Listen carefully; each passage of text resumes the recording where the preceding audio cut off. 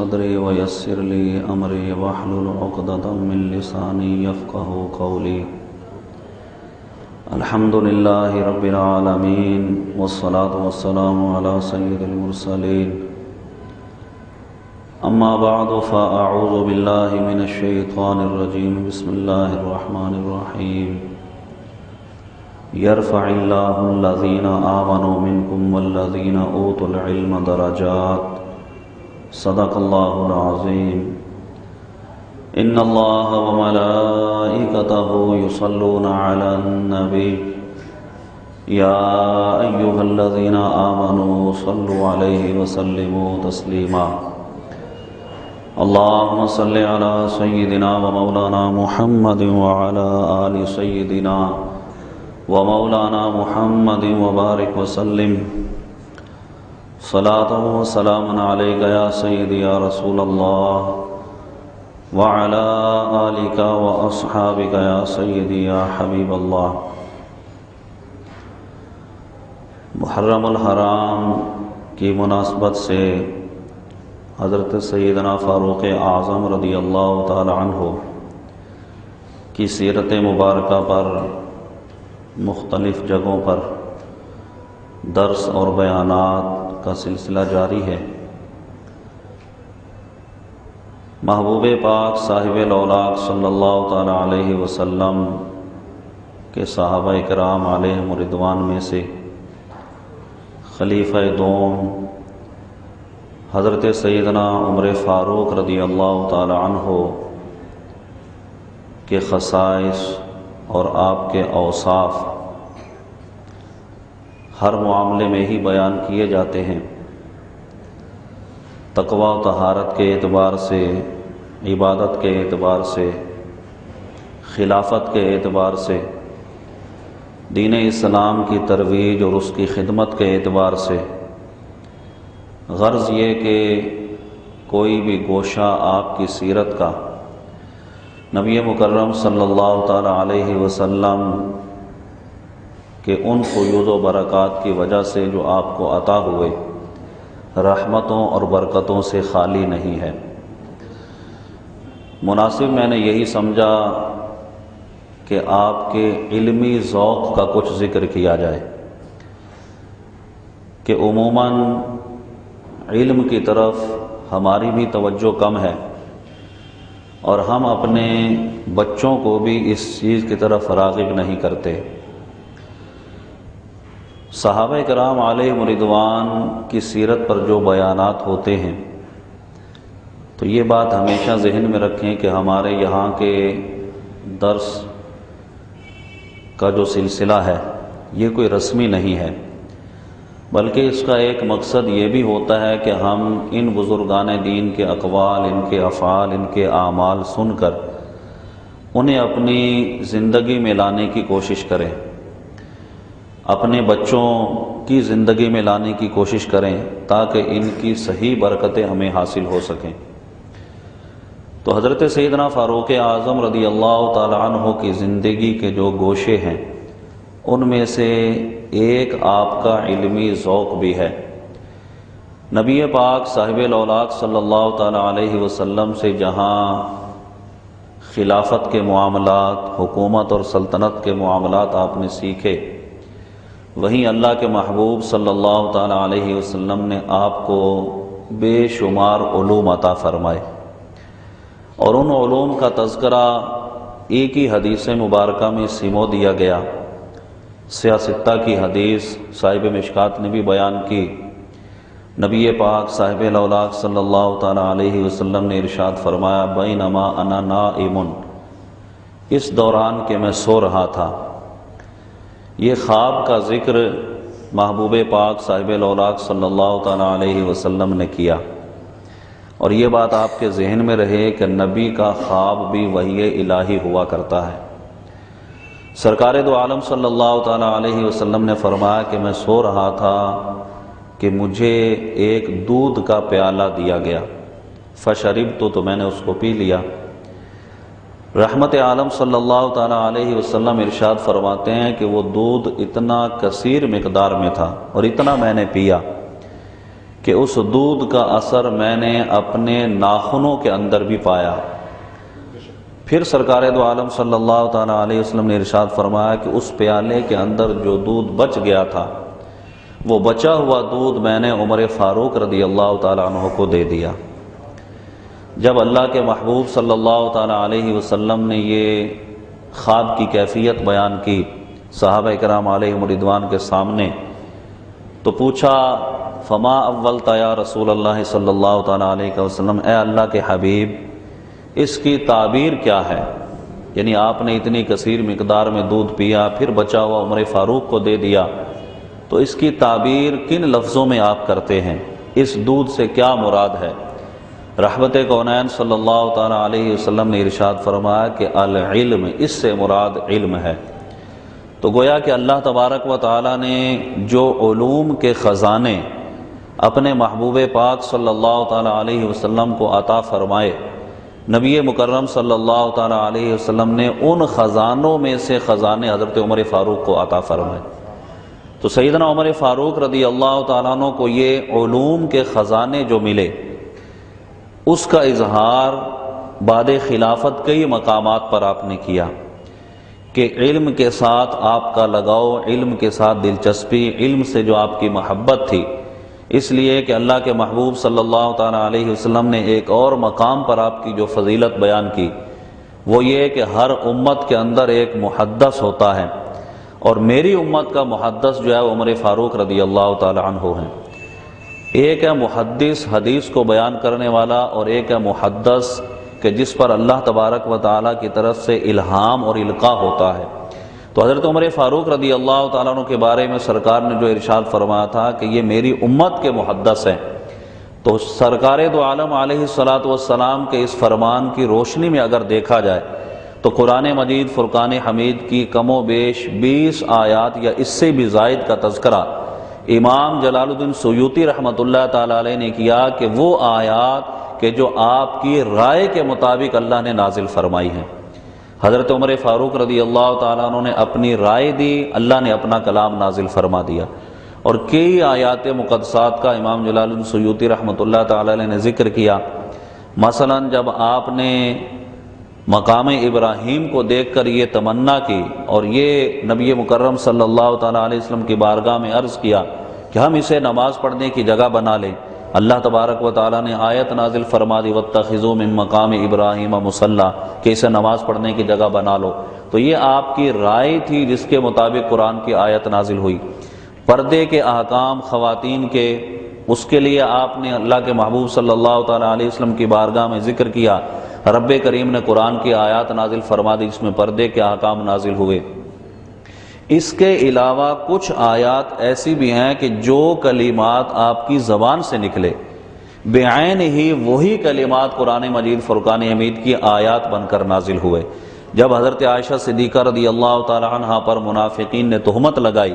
سیدنا عمر فاروق رضی اللہ تعالیٰ عنہ کے پاس جب یہ خبر پہنچی تو آپ نے ارشاد فرمایا سبحانک ھذا بہتان عظیم، اللہ کی شان بلند ہے، وہ مرتبہ مقام والا، یہ تو بہت بڑا بہتان ہے۔ یہ کلمات بعین ہی سورہ نور کے اندر اللہ تبارک و تعالی نے نازل فرما دی اور حضرت عائشہ صدیقہ رضی اللہ تعالی عنہ کی برات کا اظہار فرمایا۔ اسی طریقے سے نہ صرف قرآن مجید فرقان حمید بلکہ دیگر آسمانی کتب کے اندر بھی حضرت کعب احبار یہ نبی مکرم صلی اللہ تعالی علیہ وسلم کے دور میں موجود تھے لیکن اسلام قبول نہیں کیا تھا۔ یہودیوں کے بہت بڑے عالم اور بہت آسمانی کتابوں کا ملکہ انہیں حاصل تھا، ان میں ماہر تھے حضرت کعب احبار۔ سیدنا فاروق اعظم رضی اللہ تعالیٰ عنہ کے دور خلافت میں انہیں نے اسلام قبول کیا۔ حضرت سیدنا عمر فاروق رضی اللہ تعالیٰ عنہ نے انہیں بلایا، دعوت دی انہیں، مدینہ منورہ یہ آئے۔ سیدنا عمر فاروق رضی اللہ تعالیٰ عنہ کے پاس جب پہنچے تو انہوں نے کچھ کلمات کہے۔ وہ کلمات کیا تھے؟ حضرت کعب احبار کہتے ہیں کہ ان بادشاہوں کے لیے ہلاکت اور تباہی ہے کہ جو زمین پر بادشاہت کرتے ہیں۔ یہ عربی کا جملہ انہوں نے بولا کہ ویل ہلاکت ہے لمن الملک الارض، ان بادشاہوں کے لیے کہ جو زمین کے بادشاہ ہیں، کہ حقیقی بادشاہ تو اللہ کی ہے، وہی حقیقتاً بادشاہ ہے، تو زمین میں جتنے بھی بادشاہ ہیں، جتنے بھی حکمران ہیں، یہ سب ہلاک ہو جائیں گے، تباہ و برباد ہو جائیں گے۔ جب انہوں نے یہ جملہ کہا تو سیدنا عمر فاروق رضی اللہ تعالیٰ نے ارشاد فرمایا الا من حاسب نفسہ، مگر وہ بادشاہ کہ جو اپنے نفس کا محاسبہ کرتا ہے وہ اس میں شامل نہیں ہے۔ یہ جملہ حضرت عمر فاروق رضی اللہ تعالیٰ عنہ کا تھا، الا من حاسب نفسہ۔ پہلے کے جملے کعب احبار نے کہے، یہ جملہ حضرت عمر فاروق رضی اللہ تعالیٰ عنہ کہا کہ الا من حاسب نفسہ، مگر وہ جو اپنے نفس کا محاسبہ کرتا ہے، اپنے نفس کا حساب کرتا ہے، وہ ان ہلاک ہونے والے بادشاہوں میں نہیں ہے۔ اس لیے کہ محبوب کریم صلی اللہ تعالیٰ علیہ وسلم نے دیگر احادیث میں عدل و انصاف کرنے والے بادشاہوں کی تو فضیلت بیان کی کہ ایک مقام پر سرکار نے ارشاد فرمایا کہ عرش کے سائے میں جو لوگ ہوں گے کہ جب عرش الہی کے سائے کے سوا کوئی سایہ نہیں ہوگا، ارشاد فرمایا کہ ان لوگوں میں سے کہ جو عرش الہی کے سائے میں ہوں گے ان میں عدل و انصاف کرنے والا بادشاہ بھی ہوگا۔ تو گویا کہ زمین پر عدل و انصاف کرنے والا بادشاہ، اس کی تو فضیلت بیان کی گئی۔ تو یہاں جو حضرت کعب احبار نے کہا کہ بادشاہوں کے لیے، سرداروں کے لیے، حکمرانوں کے لیے کا ہلاکت ہے، تو سیدنا عمر فاروق رضی اللہ عنہ نے کہا کہ الا من حاسب نفسہ، مگر اس کو نکال دو، اس کی ہلاکت نہیں ہے کہ جو اپنے نفس کا حساب کرتا ہے۔ تو سیدنا عمر فاروق رضی اللہ عنہ نے جب یہ جملہ کہا الا من حاسب نفسہ، حضرت کعب احبار نے کہا کہ قسم ہے اس خدا کی کہ جس کے قبضے میں میری جان ہے، یہ توریت کے جملے تھے جو میں نے بولے تھے، آگے کی بات میں بھول گیا تھا۔ جب آپ نے کہا کہ الا من حاسب نفسہ، مجھے وہ بات یاد آ گئی کہ بعین یہ الفاظ توریت کے اندر بھی موجود ہیں۔ الا من حاسب نفسہ کے جملے حضرت عمر فاروق نے اپنی طرف سے کہے تھے، لیکن اللہ تبارک و تعالیٰ نے چونکہ آپ کی زبان پر الہام اور القاء کے جو معاملات تھے، جو نبی کریم صلی اللہ تعالیٰ علیہ وسلم نے آپ کی فضیلت بیان کی تھی، تو حضرت کعب احبار کہتے ہیں کہ جو جملے آپ نے کہے یہ جملے بعین ہی توریت کے اندر بھی موجود ہیں۔ تو نہ صرف یہ کہ قرآن مجید فرقان حمید کی آیات وہ آپ کی رائے کے مطابق نازل ہوئی، جو کلمے آپ کی زبان سے نکلے اس کے مطابق قرآن کی آیات نازل ہوئی، بلکہ توریت کے اندر بھی جو چیزیں موجود تھی وہ بھی جب آپ نے بیان کی تو وہ گویا کہ آپ کے کلمات کے مطابق نکلی۔ تو یہ اللہ تبارک و تعالیٰ کا اتنا بڑا فضل و کرم آپ پر تھا کہ علوم کا جو خزانہ نبی کریم صلی اللہ تعالیٰ علیہ وسلم کی بارگاہ سے آپ کو عطا ہوا تھا۔ حضرت ابو وائل رحمۃ اللہ تعالیٰ علیہ جب سیدنا عمر فاروق رضی اللہ تعالیٰ عنہ کا وصال ہوا تو انہوں نے حضرت عبداللہ ابن مسعود رضی اللہ تعالیٰ عنہ کی ایک روایت بیان کی، کہتے ہیں کہ میں نے حضرت عبداللہ ابن مسعود رضی اللہ تعالیٰ عنہ سے یہ سنا، ابراہیم نخعی کے پاس یہ موجود تھے، حضرت ابو وائل یہ دونوں تابعی ہیں، یہ انہیں بتا رہے تھے کہ میں نے حضرت عبداللہ ابن مسعود رضی اللہ تعالیٰ عنہ سے سنا کہ سیدنا عمر فاروق رضی اللہ تعالیٰ عنہ کو جو علم دیا گیا تھا، جو اللہ تبارک و تعالیٰ نے علوم کے خزانے آپ کو عطا کیے تھے، اور وہ بچا ہوا دودھ جو نبی کریم صلی اللہ تعالیٰ علیہ وسلم نے آپ کو عطا کیا تھا جو علم کی صورت میں تھا، وہ کتنے خزانے تھے، کتنا بڑا علم تھا جو آپ کو دیا گیا۔ ابو وائل کہتے ہیں کہ میں نے حضرت عبداللہ ابن مسعود رضی اللہ تعالیٰ حالانکہ حضرت عبداللہ ابن مسعود رضی اللہ تعالیٰ عنہ خود علم کے خزانے ہیں، کہ ان کے متعلق سرکار نے فرمایا کہ یہ علم کا گھر ہیں حضرت عبداللہ ابن مسعود۔ تو آپ سے حضرت ابو وائل نے جو سنا تو وہی کہہ رہے تھے کہ میں نے حضرت عبداللہ ابن مسعود سے یہ سنا کہ تمام دنیا کے جتنے بھی علماء، فقہا اور جتنے بھی لوگ ہیں، ان کے علوم جو انہیں اللہ تبارک و تعالیٰ نے دیے، وہ اپنے اپنے علوم کے اندر جو ماہر ہیں، ان تمام علوم کو ایک جگہ یکجا کر لیا جائے اور ترازو کے ایک پلڑے میں ان تمام علوم کو رکھ دیا جائے، دوسرے پلڑے میں عمر فاروق رضی اللہ عنہ کے علم کو رکھا جائے، ان کا علم سب پر حاوی ہو جائے گا۔ اللہ تبارک و تعالیٰ نے ایسے خزانے علوم کے سیدنا عمر فاروق رضی اللہ عنہ عطا فرمائے۔ جب حضرت ابو وائل نے یہ بات کی تو حضرت ابراہیم نخعی رضی اللہ عنہ یہ بھی تابعی ہیں، انہوں نے کہا کہ آپ تو اس بات کے بارے میں حضرت عبداللہ بن مسعود کی طرف منسوب کر کے کہہ رہے ہیں، میں نے بھی حضرت عبداللہ بن مسعود سے ایک بات سنی تھی، اور آپ نے جو بات ارشاد فرمائی تھی سیدنا عمر فاروق رضی اللہ تعالیٰ عنہ کے بارے میں کہ جب حضرت سیدنا عمر فاروق رضی اللہ تعالیٰ عنہ کا وصال ہوا، ان کے وصال پر حضرت عبداللہ بن مسعود رضی اللہ تعالیٰ عنہ نے کہا تھا کہ علم کے 10 حصے ہیں کل کائنات کے اندر، یعنی اگر بالفرض یہ بات مان لی جائے کہ علوم جو ہے وہ 10 حصوں میں ہے، تو آپ نے فرمایا تھا کہ آج 9 حصے قبر کے اندر چلے گئے، یعنی اتنے بڑے علوم کا خزانہ اللہ تبارک و تعالیٰ نے سیدنا عمر فاروق رضی اللہ عنہ کو عطا فرمایا تھا۔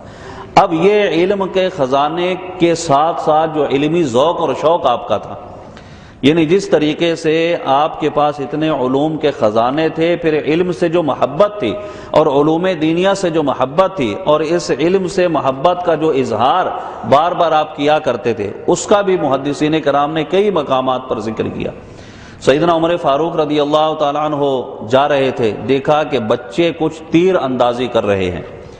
اور تیر اندازی یہ نبی مکرم صلی اللہ تعالیٰ علیہ وسلم کے دور میں بھی ہوا کرتی تھی، صحابہ کرام سیکھتے تھے باقاعدہ تیروں کو چلانا، اور تیر اندازی کی فضیلت بھی حدیث میں بیان کی گئی، یہاں تک کہ نبی پاک صاحب الاولاق صلی اللہ تعالیٰ علیہ وسلم نے ایک روایت میں حضرت سعد ابن ابی وقاص رضی اللہ تعالیٰ عنہ کو فرمایا تھا،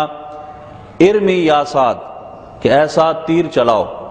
اب دیکھیے کہ اللہ کے محبوب صلی اللہ تعالیٰ علیہ وسلم نے تیر چلانے پر جو حضرت سعد ابن ابی وقاص کی فضیلت بیان کی، حالانکہ صحابہ کرام علیہم رضوان کا یہ طریقہ تھا کہ بارگاہ رسالت میں جب سوال کرتے تھے، جب کوئی بات ہوتی تو یوں کہا کرتے تھے، فدا کا ابی و امی یا رسول اللہ صلی اللہ علیہ وسلم، اے اللہ کے محبوب ہمارے ماں باپ آپ پر قربان۔ یہ صحابہ کرام کا طریقہ کار تھا۔ اب آپ اندازہ لگائیں حضرت سعد ابن ابی وقاص رضی اللہ عنہ کی فضیلت کا، کہ جب اللہ کے محبوب صلی اللہ تعالیٰ علیہ وسلم نے انہیں یہ ارشاد فرمایا کہ ارمی یا سعد، اے سعد تیر چلاؤ، فدا کا ابی و امی، اے سعد میرے ماں باپ تم پر قربان، تم تیر کو چلاؤ۔ یہ سرکار حضرت سعد ابن ابی وقاص سے فرما رہے ہیں کہ میرے ماں باپ تم پر قربان کہ تم تیر چلاؤ۔ تو تیر اندازی کی باقاعدہ مشقیں کی جاتی تھی۔ سیدنا عمر فاروق رضی اللہ عنہ کے دور میں بھی تیر اندازی کا معاملہ تھا، تیر اندازی سیکھا کرتے تھے، حدیث میں اس کی فضیلت بھی بیان کی گئی۔ تو جب آپ نے دیکھا کہ ایک بچے نے تیر چلایا اور وہ تیر نشانے پر نہیں لگا، نشانے بازی کرنے والے کوئی چیز مقرر کرتے ہیں، وہاں پر نشانہ لگاتے ہیں، وہ تیر نشانے پر نہیں لگا، سیدنا عمر فاروق رضی اللہ تعالیٰ عنہ کو بہت افسوس ہوا کہ یہ بچے تیر اندازی سیکھ رہے ہیں اور پھر بھی ان کے تیر نشانے پر نہیں لگ رہے۔ تو آپ رضی اللہ تعالیٰ نے دیکھ کر ارشاد فرمایا کہ تم نے کتنی بڑی غلطی اور خطا کی، یعنی تیر تو نشانے پر لگنا چاہیے تھا، جب سیکھ رہے ہو تو اتنی مہارت ہونی چاہیے تھی کہ نشانے پر تیر لگتا جا کر۔ تو ایک بچے نے کہا کہ نحن متعلمین، ہم ابھی تیر اندازی سیکھ رہے ہیں۔ جب سیدنا عمر فاروق رضی اللہ تعالیٰ نے یہ جملہ سنا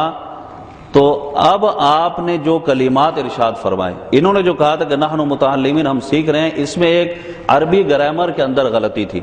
اصل میں انہیں جواب یہ دینا چاہیے تھا نحن متعلمون، ہم جو ہے وہ تیر اندازی سیکھ رہے ہیں، مبتدا اور خبر ہیں، حالت رفع میں ہوں گے، تو انہوں نے متعلمین کہہ کر ایک عربی گرامر کی غلطی کی تھی۔ سیدنا عمر فاروق رضی اللہ عنہ نے ارشاد فرمایا کہ اے بچو، وہ جو غلطی تم نے کی تھی کہ تیر تمہارا نشانے پر نہیں لگا تھا، اس تیر نشانے پر نہ لگنے سے جو مجھے درد ہوا تھا اور مجھے تکلیف ہوئی تھی، اس سے کہیں زیادہ درد اس بات سے ہوا ہے کہ تم نے عربی کلام کو بولنے میں غلطی کی ہے، کہ عربی کلام یہ تمہاری مادری زبان ہے، اس کے اندر غلطی تم نے کیسے کر لی۔ یعنی علم کا ذوق اور شوق دیکھیں سیدنا عمر فاروق رضی اللہ تعالیٰ عنہ نے کہا کہ تمہارا یہ کلام اور یہ انداز اس طریقے کا ہونا ہی نہیں چاہیے کہ گرامر کے اندر تمہارے اندر کوئی غلطی پائی جائے۔ تو یہ علمی ذوق اور شوق سیدنا عمر فاروق رضی اللہ تعالیٰ عنہ کا تھا۔ آپ اندازہ لگائیں کہ اپنے سے چھوٹوں کو بھی جو علم میں کامل اور ماہر ہوا کرتے تھے، انہیں سیدنا عمر فاروق رضی اللہ تعالیٰ عنہ آگے بٹھاتے۔ اب اس بات سے آپ اندازہ لگائیں حضرت عبداللہ ابن عباس رضی اللہ تعالیٰ عنہما، جب نبی کریم صلی اللہ تعالیٰ علیہ وسلم کا ظاہری وصال ہوا تو اس وقت حضرت عبداللہ ابن عباس رضی اللہ تعالیٰ عنہما کی عمر 15 یا 16 سال تھی، بچے تھے۔ صحابہ کرام علیہم رضوان جب جمع ہوتے، ان کے درمیان علم کی کوئی گفتگو ہوتی، سیدنا فاروق اعظم رضی اللہ تعالیٰ عنہ حضرت عبداللہ ابن عباس رضی اللہ تعالیٰ عنہما کو آگے بٹھاتے۔ کبار صحابہ کرام بھی تھے، بڑے بڑے صحابہ کرام تھے، خلفائے راشدین میں سے بھی تھے، وہ پیچھے ہوتے، ان کو آگے بٹھاتے۔ اب اس پر بعضوں نے اعتراض بھی کیا۔ حضرت عبد الرحمن ابن عوف نے، بخاری کی روایت ہے کہ انہوں نے ایک مرتبہ اعتراض کر دیا، کیا یا امیر المؤمنین، یہ ابھی بچے ہیں اور ان کے برابر تو ہمارے بیٹے ہیں، جب یہ مجلس ہوتی ہے جس میں علم کی بات ہوتی ہے، مشاورت ہوتی ہے، تو آپ حضرت عبداللہ ابن عباس کو آگے لا کر بٹھا دیتے ہیں، حالانکہ ان کے برابر ہمارے بچے ہیں، بڑے بڑے صحابہ کرام بھی موجود ہیں۔ سیدنا فاروق اعظم رضی اللہ عنہ کے ایک بات تو آپ یہ دیکھیں کہ تنقید کی اجازت جو آپ نے لوگوں کو دی ہوئی تھی کہ اگر میرے اندر کوئی خطا، کوئی غلطی دیکھو تو مجھ پر تنقید کر سکتے ہو۔ یہ بات اگر دیکھو کہ حکمرانی میں کوئی میں ایسا کام کر رہا ہوں جو خلاف شرع ہے تو مجھے ٹوک سکتے ہو۔ آج ایسا حکمران آپ روئے زمین کے اندر کہاں پائیں گے جو فاروق اعظم رضی اللہ عنہ نے حکمرانی کی ہے؟ تو آپ نے یہ اجازت دی ہوئی تھی کہ ہر آدمی کو یہ اختیار ہے کہ وہ بول سکتا ہے جو اس کے ذہن میں بات آئے۔ تو یہ حضرت عبد الرحمن بن عوف نے یہ اعتراض کر دیا کہ آپ حضرت عبداللہ بن عباس کو آگے بٹھاتے ہیں، حالانکہ یہ بچے ہیں، ان کے برابر ہمارے بچے ہیں۔ سیدنا عمر فاروق رضی اللہ عنہ نے ارشاد فرمایا کہ اس کی کچھ وجوہات ہیں۔ ایک تو آپ نے یہ وجہ بیان کی، آپ نے ارشاد فرمایا کہ تم جانتے ہو کہ حضرت عبداللہ بن عباس ہیں۔ اس میں اشارہ اس طرف تھا کہ چونکہ یہ خاندان نبوت سے ہیں، نبی کریم صلی اللہ علیہ وسلم کے چچا زاد بھائی ہیں اور خاندان نبوت سے ہیں، ان کا مقام مرتبہ بہت بلند ہے۔ اگرچہ یہی ایک بہت بڑی وجہ ہے آگے بٹھانے کی کہ ان کو آگے بٹھاتے تھے، یہی اسی پر بات ختم ہو جاتی، لیکن آپ نے ارشاد فرمایا کہ ایک اور بھی اس کی وجہ ہے، اور وہ وجہ حضرت سیدنا عمر فاروق رضی اللہ عنہ نے ارشاد فرمایا کہ اللہ تبارک و تعالیٰ نے علم کے اندر جو مقام انہیں عطا فرمایا ہے وہ کسی کو عطا نہیں فرمایا۔ یہ آپ کی عاجزی اور انکساری تھی۔ حضرت عبداللہ بن عباس کے بارے میں آپ ارشاد فرمایا کہ یہ سوال کرتے ہیں، سوال کرنے میں ان کی زبان بہت آگے بڑھی، یعنی سوال کرنا یہ بھی ایک علم کی علامت ہے، بار بار پوچھتے ہیں تو بہت علم انہیں حاصل ہو گیا پوچھ کر، اور اس کے بعد سرکار کی بارگاہ سے جو علوم انہوں نے حاصل کیے۔ اور پھر حضرت سیدنا عمر فاروق رضی اللہ تعالی عنہ نے تمام صحابہ کرام جو وہاں پر موجود تھے کہا کہ اب مجھے ایک مسئلہ بتاؤ۔ وہ مسئلہ یہ کہ اذا جاء نصر اللہ والفتح، جب یہ آیت مبارکہ نازل ہوئی تو اس کی تفسیر، اس کا مفہوم کیا ہے، اس کے بارے میں مجھے بتاؤ۔ تو اب ایک گروہ جو تھا انہوں نے اس کا جو جواب دیا، دیکھیں اذا جاء نصر اللہ والفتح یہ شرط ہے عربی گرامر کے اندر، اب اس کے بعد کوئی نہ کوئی جزا ہوگی، یعنی جب اللہ تبارک و تعالیٰ کی نصرت، اس کی فتح آ گئی تو اب اس کے بعد کیا ہوگا، اس کی کوئی جزا ہوگی۔ جیسا کہ ہم بولتے ہیں کہ میں نے وضو کر لیا تو اب کرنے کے بعد کیا، نماز میں نے پڑھنی ہے، تو ایک جملہ شرط ہے، دوسرا جملہ اس کی جزا ہے۔ تو حضرت سیدنا عمر فاروق رضی اللہ عنہ نے ارشاد فرمایا کہ اذا جاء نصر اللہ والفتح، یہ جو آیت نازل اس کی تفسیر، اس کا مفہوم مجھے بتاؤ۔ ایک گروہ جو تھا صحابہ کرام کو وہ خاموش رہا، ایک گروہ جو تھا انہوں نے یہ کہا کہ اس کی جزا ہے کہ فسبح بحمد ربک واستغفر، کہ اللہ تعالیٰ کی حمد و ثنا کرو، جب فتح آ جائے، اللہ کی طرف سے نصرت آ جائے تو اس کا ذکر کرو، اس کی حمد و ثنا کرو، تعریف کرو۔ سیدنا عمر فاروق رضی اللہ عنہ نے ارشاد فرمایا اے عبداللہ ابن عباس، اب آپ بتاؤ کہ اس کی تفسیر کیا ہے۔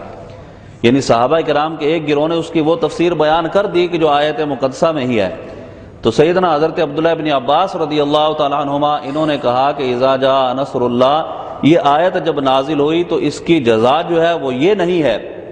بلکہ اس کی جزا کیا ہے، اس کی جزا یہ ہے کہ فقط جاء اجلک، اے محبوب صلی اللہ علیہ وسلم اب جب یہ فتح نصرت آ گئی، مکہ فتح ہو گیا، اب تمہارے وصال کا وقت قریب آ گیا ہے، مجھ سے ملاقات کا وقت قریب آ گیا ہے، اب تمہیں میرے پاس آنا ہے، یہ اس کی جزا ہے۔ جب سیدنا حضرت عبداللہ بن عباس رضی اللہ تعالیٰ عنہ نے یہ بیان کیا کہ اس آیت کی جزا یہ ہے، یعنی شرط کی جزا یہ ہے کہ اس کے بعد نبی کریم علیہ السلام کا ظاہری وصال ہو گیا، تو مراد یہی تھی کہ جب مکہ فتح ہو گیا، اسلام کو غلبہ حاصل ہو گیا، اب نبی کریم صلی اللہ تعالیٰ علیہ وسلم کا ظاہری وصال ہوگا۔ جب انہوں نے یہ جواب دیا تو صحابہ کرام عش عش کر اٹھے کہ واقعی ان کا یہی مقام ہے کہ ان کو آگے بٹھا دینا چاہیے۔ تو سیدنا عمر فاروق رضی اللہ تعالیٰ عنہ ایسے حضرات کے جو علم میں کامل اور ماہر تھے، اگرچہ ان کی عمر کم تھی، ان کو آگے بٹھاتے، یہ علم کے ساتھ آپ کی محبت ہے، علمی ذوق اور شوق آپ کا تھا، اور ایسی محبت کہ جب نبی پاک صاحب الاولاد صلی اللہ تعالیٰ علیہ وسلم نے ایک مرتبہ، بخاری کی حدیث ہے، صحابہ کرام علیہم رضوان سے سوال کیا کہ اے میرے صحابہ، ایک درخت ہے جس کی مثال انسان کے ساتھ دی جا سکتی ہے، بتاؤ تو وہ درخت کون سا ہے؟ یعنی وہ درخت بالکل انسان کی طرح ہے، جیسا کہ انسان ہے، اس کے ایمان کے پتے کبھی نہیں جھڑتے تو اس درخت کے پتے بھی کبھی نہیں جھڑتے۔ بے شمار مماثلت اس کی بیان کی گئی، 10-15 مماثلتیں بیان کی گئی ہیں۔ اسی طرح اس درخت کے اوپر سے حصے کو کاٹ دے تو ختم ہو جاتا ہے، تو انسان کے بھی اگر اوپر کا حصہ کاٹ دے وہ بھی ختم ہو جاتا ہے۔ کئی مماثلتیں بیان کی۔ نبی کریم صلی اللہ تعالیٰ علیہ وسلم نے ارشاد فرمایا کہ بتاؤ وہ درخت کون سا ہے۔ اب صحابہ کرام علیہم رضوان کے ذہن جنگلات میں گئے کہ دیکھیں کون سا وہ درخت ہے، اس کے بارے میں بتائیں کہ جو سرکار نے سوال کیا۔ سیدنا عبداللہ ابن عمر رضی اللہ تعالیٰ عنہ جو حضرت عمر فاروق رضی اللہ تعالیٰ عنہ کے صاحبزادے ہیں، آپ نے اس وقت جب بعد میں گھر پر آئے تھے یہ کہا اپنے والد محترم کو کہ میرے ذہن میں یہ بات آئی تھی کہ وہ کھجور کا درخت ہے، ظاہر سی بات ہے کھجور کا درخت تناور ہوتا ہے، اس کے پتے نہیں جھڑتے، جس طرح مثال دی تھی کہ مومن کے جو ہے وہ ایمان کے پتے نہیں جھڑتے۔ فرمایا کہ میرے دل میں یہ بات آ گئی لیکن میں خاموش رہا، اس لیے کہ ان کی عمر کم تھی، بڑے بڑے صحابہ کرام موجود تھے، تو یہ خاموش رہے، انہوں نے جواب نہیں دیا۔ نبی کریم صلی اللہ تعالیٰ علیہ وسلم نے خود ارشاد فرمایا کہ وہ کھجور کا درخت ہے۔ جب سرکار نے یہ ارشاد فرما دیا، صحابہ کرام میں سے کوئی بولا نہیں تھا۔ حضرت عبداللہ ابن عمر رضی اللہ تعالیٰ عنہ گھر پر آئے، بعد میں جب سیدنا عمر فاروق رضی اللہ تعالیٰ عنہ گھر پر آئے تو اب انہوں نے کہا کہ اے ابا جان، اس وقت میرے ذہن میں یہ بات آ گئی تھی کہ وہ کھجور کا درخت ہے، لیکن میں بولا نہیں، اس لیے نہیں بولا کہ بڑے بڑے صحابہ کرام موجود تھے، ان کے سامنے مجھے حیا آئی کہ میں اس بات کا جواب دوں۔ تو اس پر سیدنا عمر فاروق رضی اللہ عنہ نے ارشاد فرمایا کہ اے عبداللہ، اگر تم اس وقت یہ جواب دے دیتے، دنیا و ما فیہا میں جتنی چیزیں سب سے بہتر مجھے وہ تمہارا جواب ہوتا کہ رسول اللہ صلی اللہ تعالیٰ علیہ وسلم نے سوال کیا تھا، تم جواب دیتے، اس وقت مجھے اتنی زیادہ خوشی ہوتی کہ روئے زمین کا اتنا مال و صدقہ و خیرات کرنے سے اتنی خوشی نہیں ہوتی۔ اور اس کی ایک وجہ یہ بھی تھی کہ اگر یہ جواب دے دیتے، محدثین نے اس پر کلام کیا کہ یہ اگر اس وقت جواب دیتے تو نبی کریم علیہ السلام ضرور انہیں دعاؤں سے نوازتے، تو سرکار کی دعائیں جو تھی ان سے یہ محروم رہ گئے کہ نبی کریم صلی اللہ تعالیٰ علیہ وسلم نے سوال کیا تھا، اس کا جواب انہوں نے اس وقت نہیں دیا، لیکن کہتے ہیں کہ میرے دل میں یہ بات آ گئی تھی۔ لیکن سیدنا عمر فاروق رضی اللہ تعالیٰ عنہ کا آپ دیکھیں کہ علم کا ذوق اور شوق، آپ ارشاد فرماتے ہیں کہ تمام روئے زمین سے مجھے وہ تمہارا جواب بہتر ہوتا اگر تم اس وقت وہ دے دیتے۔ تو سیدنا عمر فاروق رضی اللہ تعالیٰ عنہ جب علم کے معاملات میں کوئی مذاکرے کا معاملہ ہوتا، کسی مسئلے کا معاملہ ہوتا، بعد کے فقہاء کرام، تابعین، تبع تابعین، وہ یہ کہا کرتے تھے کہ آج تو ہر مفتی فتویٰ دینے کے لیے تیار ہوتا ہے، جس کو دیکھو وہی فتویٰ دے رہا ہے۔ سیدنا عمر فاروق رضی اللہ عنہ کے دور کو اگر دیکھنا ہے تو جب کوئی مسئلہ آتا تو وہ بدری صحابہ کو بٹھایا کرتے تھے، صحابہ کرام کو بٹھاتے، پھر ان کے سامنے وہ مسئلہ آتا، پھر اس کا جواب دیا کرتے تھے۔ تو غرض یہ کہ علم دین کے ساتھ محبت، اور جو آپ نے گورنر مقرر کیے تھے مختلف علاقوں میں، وہ گورنر ایسے نہیں تھے کہ وہاں جا کر بس اپنا مال و دولت بڑھائیں، اپنے معاملات کو کریں،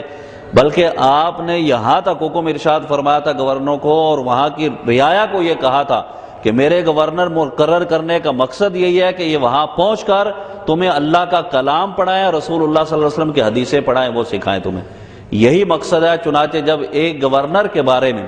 کچھ لوگوں نے یہ شکایت کی کہ ہمارے ساتھ عدل و انصاف نہیں ہو رہا، سیدنا عمر فاروق رضی اللہ عنہ نے بلایا اور بلانے کے بعد اس سے معزول کر دیا اور بکریوں کا ایک ریوڑ تھما دیا، فرمایا کہ جاؤ اس کی نگرانی کرو، جب اس کی نگرانی کرنے کے قابل ہو جائے کہ پھر لوگوں کی نگرانی تم کرنا۔ غرض یہ کہ گورنر جو تھے انہیں مقرر کرنے کا مقصد بھی یہی تھا کہ قرآن و حدیث لوگوں کو سکھائیں، انہیں علوم دینیہ سکھائیں، اور پھر ان علوم کے اندر جو مہارت تامہ آپ کو حاصل تھی، اس کے باوجود یہ آپ کے علوم کے خزانے کی ایک صورت میں نے آپ کے سامنے رکھی۔ آپ دیکھیں کہ اس وقت کے جب کوئی شخص اعتراض کر دیتا، اور یہ اعتراض کا حق آپ نے ہر ایک کو دیا ہوا تھا، ممبر پر سیدنا عمر فاروق رضی اللہ تعالیٰ عنہ تشریف فرما ہے اور ممبر پر ہی آپ نے یہ مسئلہ بیان کیا۔ مسئلہ کیا تھا؟ آپ نے فرمایا کہ آج کے بعد کوئی بھی شخص عورتوں کا مہر جو ہے وہ 400 درہم سے زیادہ نہیں باندھے گا۔ 400 درہم جو ہے وہ حد ہے، اس سے زیادہ نہیں۔ اب مہر کی مقدار وہ تو حدیث میں متعین ہے، ہمارے ہاں 10 درہم ہے، یعنی چاندی کی مقدار جو ہے وہ اتنا مہر دیا جائے گا، یہ کم سے کم ہے، لیکن زیادہ کی کوئی مقدار قرآن و حدیث میں بیان نہیں کی۔ سیدنا عمر فاروق رضی اللہ تعالیٰ نے ارشاد فرمایا کہ 400 درہم سے زیادہ کوئی مہر نہیں باندھے گا۔ یہ کہنے کے بعد آپ ممبر سے نیچے آ گئے۔ جب آپ ممبر سے نیچے آ گئے تو ایک پردہ دار خاتون نے کہا کہ یا امیر المؤمنین، آپ نے مسئلہ بیان کرنے میں غلطی کی ہے۔ اب کوئی عام حکمران، دنیا دار حکمران ہوتا تو اس عورت کو پکڑ لیتا کہ تم قرآن کو زیادہ جانتے ہو یا میں زیادہ جانتا ہوں۔ آپ نے ارشاد فرمایا کہ اگر تم اس سلسلے میں کوئی رہنمائی کر سکتی ہو تو بتاؤ۔ اس عورت نے کہا کہ قرآن مجید فرقان حمید میں یہ آیت موجود ہے وَآتَيْتُمْ إِحْدَاهُنَّ قِنْطَارًا، کہ اگر کوئی شخص دوسری شادی کرنا چاہے پہلی بیوی کو چھوڑ کر، تو اب اگر پہلی کو اگر وہ مہر دے چکا ہے کتنا، آتیتم احداہن قنطارا، اگر تم ان میں سے ایک کو قنطار دے چکے ہو، قنطار کا مطلب ہے ڈھیروں حق مہر، ڈھیر پر اس کا اطلاق ہوتا ہے، اور ڈھیر کے اندر 10 لاکھ بھی آتا ہے، 20 لاکھ بھی آتا ہے، کروڑ بھی آتا ہے، سب کچھ ڈھیر کے اندر آ جاتا ہے۔ تو اس عورت نے کہا کہ قرآن کا یہ حکم ہے کہ وَآتَيْتُمْ إِحْدَاهُنَّ قِنْطَارًا، اور آپ 400 درہم مقرر کر رہے ہیں، یہ تو آپ نے قرآن کے خلاف یہ معاملہ کر دیا۔ سیدنا عمر فاروق رضی اللہ تعالیٰ عنہ دوبارہ ممبر پر تشریف لائے، یہ نہیں اسے کہا کہ قرآن میں زیادہ جانتا ہوں، تم نے مجھے مسئلہ کیسے بتا دیا۔ ممبر پر دوبارہ تشریف لائے اور صحابہ کرام علیہ رضوان کو خطاب کیا، اور جو کلمات آپ نے کہے سبحان اللہ، آپ ارشاد فرماتے ہیں کہ اخطأ الرجل، آدمی نے غلطی کر دی، وَأَصَابَتِ الْمَرْأَةُ، اور عورت نے صحیح مسئلہ بیان کر دیا۔ یعنی اس وقت خلیفہ ہیں اور ممبر پر آ کر ارشاد فرمانا ہے کہ مجھ سے غلطی ہوئی، عورت نے صحیح مسئلہ بیان کیا ہے۔ اور پھر آپ نے ارشاد فرمایا کہ یہ مسئلہ جو بیان کیا ہے کہ وَآتَيْتُمْ إِحْدَاهُنَّ قِنْطَارًا، اس مسئلے کی موجودگی میں جب یہ موجود ہے قرآن کا آیت، تو اب میں اسے مقرر نہیں کر سکتا کہ 400 درہم دینا ہے، جتنا جس کا دل چاہے حق مہر دے کہ اب یہ قرآن کی آیت موجود ہے۔ تو گویا کہ اپنے قول سے رجوع کر لیا، اور یہ ارشاد فرمایا کہ مرد نے غلطی کی، عورت جو تھی اس نے صحیح مسئلہ بیان کیا۔ اب آپ اندازہ لگائیں کہ اس طرح کا حکمران روئے زمین پر کون ہے کہ ایسے وقت میں جب علوم کا خزانہ بھی اسے دیا گیا ہو، لیکن کبھی ایسا معاملہ آ جائے تو اس میں حیل و حجت، یا کبھی اس معاملے میں اپنی اس طرح کی طعن و تشنیع کو یہ کہہ کر چھوڑ دے کہ میں جو ہے وہ قرآن کو زیادہ جاننے والا ہوں، لوگ میرے سامنے کیا کرتے ہیں۔ لیکن آپ نے اس بات کو فوراً تسلیم کر لیا، اور پھر تسلیم کرنے کے بعد آپ دیکھیں یہ واقعہ حدیث کی کتابوں میں موجود ہے۔ اس پر کچھ لوگ اعتراض بھی کرتے ہیں، اور اعتراض کرنے والا وہی گروہ جو آج کل کے دنوں میں نکل آتا ہے۔ وہ یہ کہتے ہیں کہ جب سیدنا عمر فاروق رضی اللہ تعالیٰ عنہ کو مسئلے کا علم نہیں تھا تو خلافت کے حقدار کہاں تھے؟ بات آ رہی نا سمجھ میں کہ جب وہ مسئلہ نہیں جانتے تھے تو ان کو خلیفہ بننے کا کیا حق تھا؟ خلیفہ تو حضرت علی کو بننا چاہیے تھا۔ یعنی ہر طرح سے حضرت علی رضی اللہ تعالیٰ عنہ کو آگے کرنے کی کوشش کرتے ہیں، حالانکہ اللہ تبارک و تعالیٰ کی طرف سے وحی الہی کے ذریعے نبی کریم علیہ الصلوۃ نے صحابہ کرام کے مقام کا انتخاب کیا ہے، سب کے مقام متعین کیا ہے، جو جس مقام کا جس درجے کا اس کا وہی مقام ہے۔ تو اس بات کو لے کر کہ آپ کو جب ایک مسئلہ کا علم نہیں تھا تو آپ خلافت کے حقدار کہاں تھے؟ اب یہ تو اعتراض ہی سب سے پہلے غلط ہے۔ یعنی آپ اس بات کو جانتے ہیں کہ محدثین کرام نے یہاں تک بھی ارشاد فرمایا کہ کسی ایک مسئلے کا علم نہ ہونا یہ خلافت کے منافی نہیں ہے، کہ پورے کا پورا ہر چیز کا عالم ہو تو ہی خلیفہ بن سکتا ہے، ایسا نہیں ہے۔ اور دوسری بات یہ کہ ایک آدمی کے پاس علوم کا خزانہ ہے، وہ سارے علم جانتا ہے، لیکن کبھی کبھی بے توجہی کی وجہ سے بات ذہن سے نکل جاتی ہے۔ یہ بڑے سے بڑا عالم، بڑے سے بڑا حافظ اور قاری، اس کی توجہ بھی وہاں سے ہٹ جاتی ہے، صحیح بات نہیں بیان کر سکتا۔ تو یہ بے توجہی ہونا یہ اس چیز کے منافی نہیں ہے کہ علم نہیں تھا۔ اب اگر یہی اعتراض کیا جائے کہ سیدنا عمر فاروق رضی اللہ تعالیٰ عنہ معاذ اللہ خلافت کے اہل نہیں تھے، انہوں نے ایک مسئلے کا جواب نہیں دیا، تو یہ اعتراض تو خود ان لوگوں پر پڑتا ہے۔ بخاری شریف میں یہ روایت موجود ہے، نبی کریم صلی اللہ تعالیٰ علیہ وسلم کے صحابی اور خلیفہ چہارم حضرت علی رضی اللہ تعالیٰ عنہ نے چند زندیقوں کو جلا دیا۔ زندیق جو تھے ان کو ملے، ان کو جلا دیا انہوں نے۔ حضرت عبداللہ بن عباس رضی اللہ تعالیٰ عنہ کو جب یہ بات پہنچی، آپ نے ارشاد فرمایا کہ اگر میں ان کو پکڑتا تو کبھی جلاتا نہیں، اس لیے کہ رسول اللہ صلی اللہ تعالیٰ علیہ وسلم نے یہ ارشاد فرمایا کہ اللہ کے عذاب کے ساتھ کسی کو عذاب مت دو، یعنی یہ جلانا یہ اللہ کی طرف سے مقرر ہے، جہنم کی آگ میں جلایا جائے گا، تو بندوں کو اختیار نہیں کہ اس طرح کا عذاب لوگوں کو دیں۔ ہاں میں انہیں قتل کرا دیتا، جس کا حکم رسول اللہ صلی اللہ تعالیٰ علیہ وسلم نے دیا۔ اور جب حضرت علی کو یہ بات پہنچی کہ حضرت عبداللہ بن عباس نے یہ کہا، تو آپ نے ارشاد فرمایا کہ عبداللہ بن عباس نے سچ کہا، میرے ذہن سے یہ بات نکل گئی تھی۔ تو اب اندازہ لگا کہ یہاں پر بھی تو وہی بات ہے، بلکہ ایک مقام تو یہاں پر محدثین کرام نے یہ بیان کیا کہ ایک آدمی نے ایک مسئلہ حضرت علی رضی اللہ تعالیٰ عنہ سے پوچھا، حالانکہ حضرت علی رضی اللہ تعالیٰ عنہ کے علم کے فضائل اپنی جگہ پر ہیں کہ نبی کریم علیہ الصلوۃ نے کتنے بڑے ان کے فضائل حدیث میں بیان کیے، میں علم کا شہر ہوں، علی اس کا دروازہ، یہ علوم کے خزانے حضرت علی کو بھی ملے۔ لیکن ایک آدمی نے سوال کیا، جب آپ نے جواب دیا تو اس آدمی نے کہا کہ یہ اس کا جواب اس طرح نہیں ہے بلکہ اس طرح سے ہے۔ حضرت علی رضی اللہ عنہ نے ارشاد فرمایا کہ تحقیق تم نے درست بات تھی، میں نے غلط بیان کیا تھا۔ تو اب یہ تھوڑی سی بے توجہی ہو جانا یہ خلافت کے منافی نہیں ہے۔ تو یہ تو اعتراض ہی بجائے کہ ایک مسئلے کا جواب اگر نہیں دیا تو اس پر اعتراض کر دیا جائے کہ وہ خلافت کی معاذ اللہ اہل نہیں تھے۔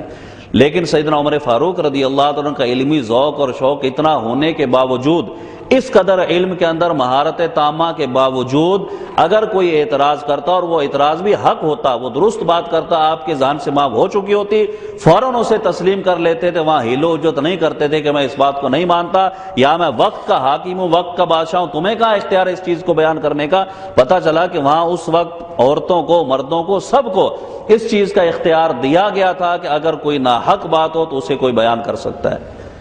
سیدنا عمر فاروق رضی اللہ عنہ ایک مرتبہ جا رہے تھے، آپ نے تو یہاں تک قیود لگا دی تھی کہ کوئی شخص بغیر علم کے ہمارے بازار میں خرید و فروخت نہیں کرے گا، جانتا ہوگا تو خرید و فروخت کرے گا کہ کون سی چیز بیچنا جائز ہے، کون سی ناجائز ہے، خرید و فروخت کے کیا معاملات ہیں، کس طریقے سے اس کو بیچا جائے گا۔ اور یہ علم سے محبت تھی کہ جب ایک مرتبہ جا رہے تھے، حضرت ابو طلحہ رضی اللہ تعالیٰ عنہ بیٹھے، بڑے پریشانی کے عالم میں حضرت ابو طلحہ کو دیکھا۔ سیدنا عمر فاروق رضی اللہ عنہ نے ارشاد فرمایا کہ اے ابو طلحہ، اس قدر پریشانی کے عالم میں کیوں بیٹھے ہو؟ تو حضرت ابو طلحہ رضی اللہ عنہ نے کہا کہ میں نے رسول اللہ صلی اللہ تعالیٰ علیہ وسلم سے ایک روایت سنی تھی، سرکار نے ارشاد فرمایا تھا کہ میں ایک ایسے کلمے کو جانتا ہوں کہ جو شخص مرتے وقت اسے پڑھ لے گا اس کی روح بھی آسانی سے نکلے گی اور آگے کی منزلیں بھی اللہ اس کی منور فرما دے گا۔ یہ سرکار دو عالم علیہ الصلوۃ والسلام نے ارشاد فرمایا۔ اب جب سرکار نے یہ ارشاد فرمایا اس کے بعد محفل برخاست ہو گئی۔ میں نے بھی یہ سوچا کہ بعد میں پوچھ لوں گا کہ وہ کلمہ کون سا ہے۔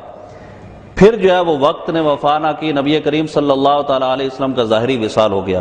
اور میں اس وقت سے پریشان ہوں کہ کاش میں وہ کلمہ اسی وقت سرکار سے پوچھ لیتا کہ وہ کلمہ کون سا ہے جس کے بارے میں سرکار ارشاد فرما رہے تھے کہ وہ پڑھ لے گا مرتے وقت تو اس کی روح بھی آسانی سے نکلے گی، آگے کی منزلیں بھی اس کی منور ہو جائیں گی۔ حضرت عمر فاروق رضی اللہ عنہ نے ارشاد فرمایا کہ انی اعلمھا، میں اس کلمے کو جانتا ہوں۔ سیدنا عمر فاروق رضی اللہ عنہ جب یہ ارشاد فرمایا تو حضرت ابو طلحہ رضی اللہ تعالیٰ نے فرمایا کہ فللہ الحمد، اللہ کی تعریف ہے، اللہ کا شکر ہے کہ آپ کے پاس وہ امانت موجود ہے، اب مجھے وہ جلدی سے بتا دیجیے کہ وہ کلمہ ہے کون سا۔